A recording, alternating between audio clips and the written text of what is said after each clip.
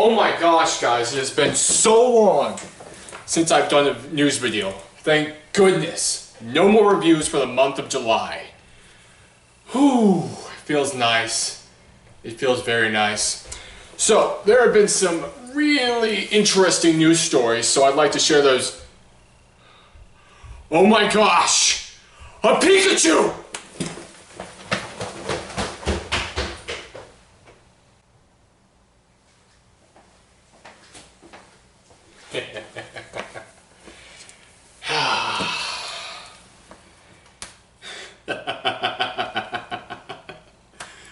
Oh my gosh, you have no idea how much time I've spent suffering at the hands of Reaver.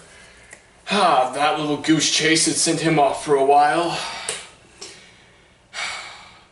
It feels so great. You know what, guys? I've been back here so long, I feel as though I should tell you my life story. So ever since I was a little boy, I was always...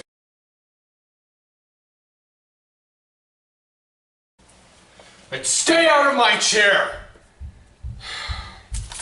Damnabbit.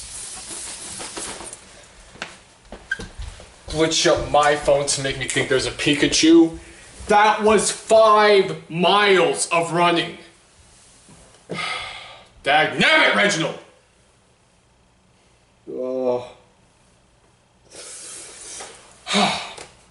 If you can't tell, Pokemon Go has been taking over the lives of everybody here at UnWavering Misfits. Me, Dross, Reginald. It has the potential to warp reality. Hey, Dross, I found another one. Yeah. It's a bit weird though. Yeah, this thing looks a bit more like that Pikachu Pokemon. Pikachu. Or a bit like the Snarlax. Snorlax. Whatever. The game's still not letting me catch this Pokemon. Pokemon. You know what, Dross? Fine. I'm gonna get so much flack in the comments because I'm mispronouncing these names. Flack. Quit doing that! How ironic. Everything that just happened kind of ties into our first couple of stories. So you guys may have heard that Pokemon Go has full access to your Gmail accounts, meaning you can read your Gmails, see whatever you've gone, all of that. Well, through a series of recent updates, that is no longer the case. Pokemon Go still has access to your Gmail account, but it is far more restricted than it ever was when it first came out. So if you were thinking you had to delete your entire Gmail account or Pokemon Go, that is no longer the case. You're welcome. We have just given you a whole bunch of peace of mind. You can send me my check later. You know, I was pretty sure I would hear about this sooner or later. So if you haven't heard already, the way Pokemon Go works is that besides, catching Pokemon, you also have Pokestops and gyms dotted all around, the world for people to go. Pokestops are a place where you can get free items that you need to do continue in the game, like revivals, Pokeballs, and potions. And the gyms are where you go to fight other Pokemon that people have left behind. You never actually fight anybody in real time, though that is supposed to come in a later update. Getting a little bit off track. So going back to the gyms, the way that all these things work is that they take public areas like a church, school, or a landmark and turns them into either the Pokestops or gyms. Well, a man by the name of Boon Sheridan, who lives in Massachusetts, lives in an old church. So his house has been turned into a gym. That means throughout all hours of the day, even at night, he's had people coming up, blocking his driveway even, trying to fight other people for this gym and, collecting Pokemon. Now, luckily, he is a tech-savvy UX designer, so he already knew about Pokemon Go. So when he saw all these people playing Pokemon Go and wondering, what the heck's going on, it didn't take him completely by surprise. He knows a lot about the game, so not too much to worry about. He has plans for removing the gym for Pokemon Go, but as of right now, if you look at his Twitter account, it seems as if the power is going to his head. I don't know what he plans to do with it, but from the looks of it, he's enjoying a lot of the exposure. I do not want my house to be a Pokemon Go gym. So if you haven't yet heard, a young woman over in Wyoming was searching for a specific water-type Pokemon. And as she was coming towards this river, instead of finding this Pokemon, she instead found a dead body. Police didn't give any sort of identification to this person, who they were, their age, whatever. They don't chalk it up to murder, though. No, they say it was more than likely a tragic misadventure. It was pretty spooky to read about. And what makes this story now even worse is that in very similar circumstances, this has happened again. This time, a young man in New Hampshire was in a park and he was searching for Pokemons near a Pokestop. And while coming to what is known as Salmon Brook, he found a dead body floating in a river, just like the girl in Wyoming. Just like the other one, no identification has been given on this man, and they chalk it up again to tragic misadventure. If you couldn't tell, I am chalking this all up to the Illuminati. Stay protected. Alright, Elmians, we are now coming out of the mists of Pokemon Go and landing smack dab into the middle of World of Warcraft. You know, that little bit popular MMO that only a few people play. So in their upcoming expansion, Blizzard is now finally going to add a silence penalty system to World of Warcraft. That means all of those abusing trolls are finally going to have something happen to them for once.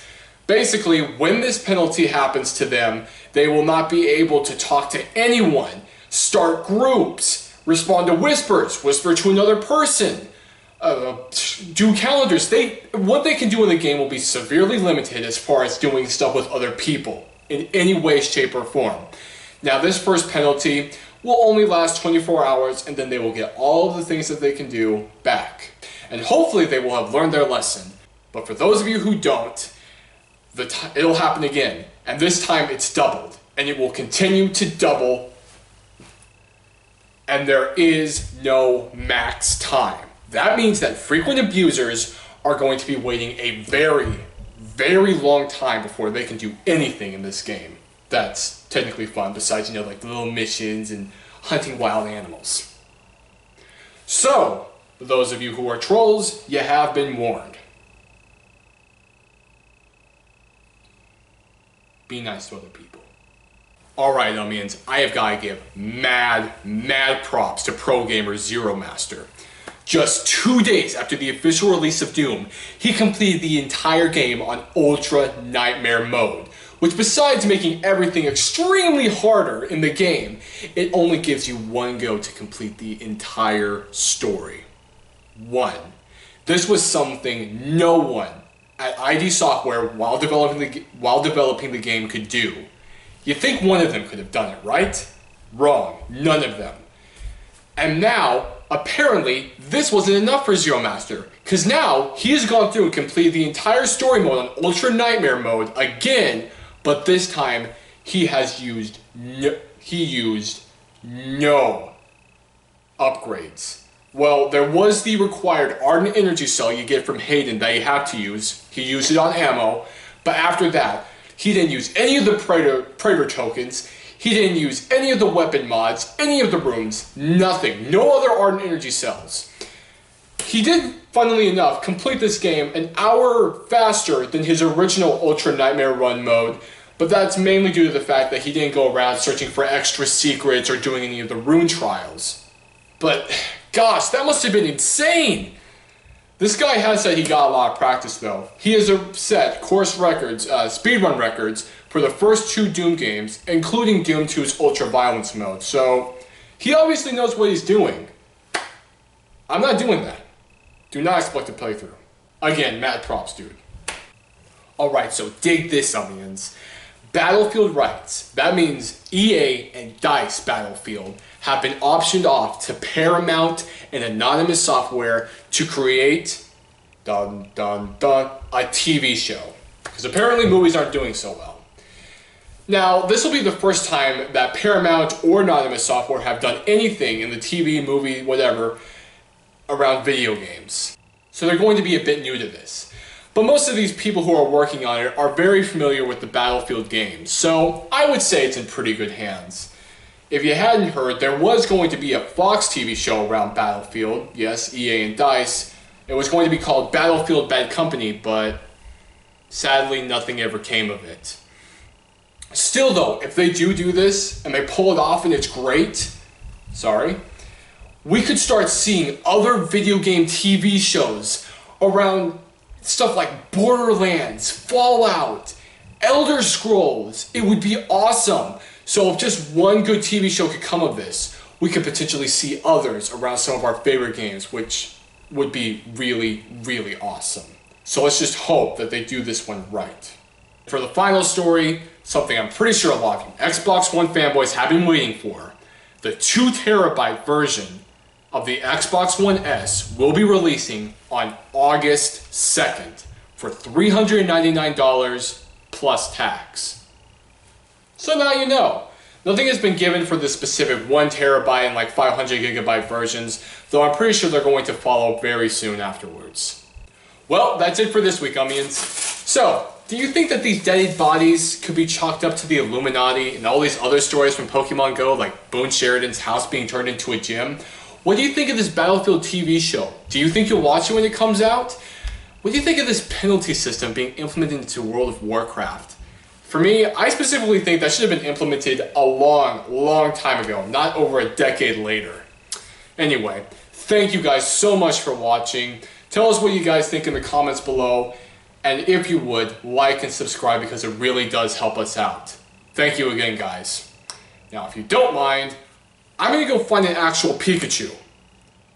And I need to have a word with Reginald.